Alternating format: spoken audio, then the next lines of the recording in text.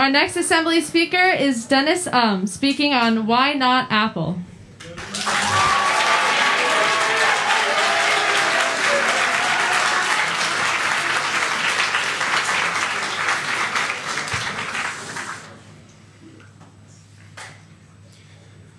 How many of you use an iPhone? Well, it seems to be a majority, and that makes sense. According to Piper Sandler, an investment bank company who conducted a survey on US teens to gauge the growing consumer market, 80% of teens own an iPhone in America. But the popularity isn't completely unwarranted. The Android Authority, an Android advocacy organization, itself noted that Apple's older phones consistently are faster than Androids. But most of all, iPhones are generally sleek. Apple often makes intentional choices for every detail that you could think of. There's a set of certain materials that they use to keep it feeling high quality, like steel and aluminum. And with software, Apple keeps it reliable so that users can expect what they get. However, covertly, Apple is becoming an authoritarian monolith. And there are several ways Apple is trapping you in its webs.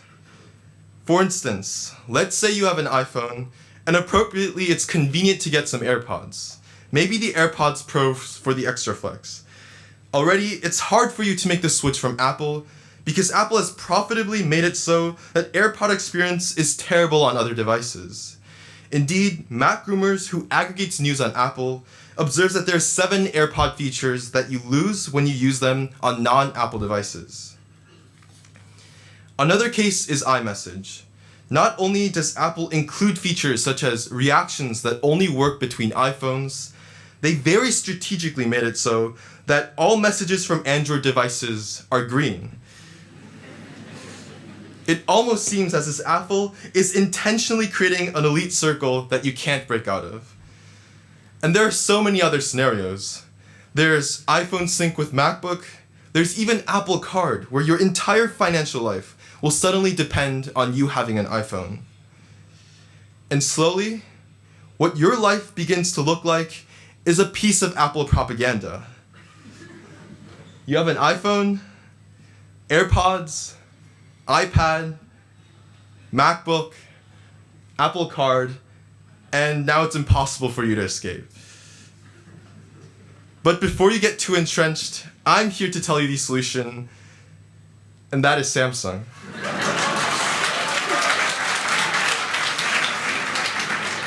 Now, all of you might have your doubts. Often Samsung phones, or in general Android devices, are ignored because they seem worse quality. But this is simply not true. You can expect a similar or even better experience. Samsung devices regularly beat iPhones on some aspects, such as price, battery life, or camera, which explains Samsung being the #1 phone manufacturer in 2021 as the Tech Radar finds. But unlike Apple devices, everything is on the table. Changing fonts, icons, themes are all possible with a touch of a button. The only limitation is your imagination. This is all possible with the benefits Samsung devices bring, which is the freedom to choose how the rest of your life will work. Whether it is your earbuds, laptops, accessories for your phone, you can expect them to work exactly the same way with a phone from any other company than Apple. But the most important part is not the actual Samsung phone itself. It is simply diversifying your life away from Apple. When you're stuck in the Apple monolith, you are no longer a customer with free will.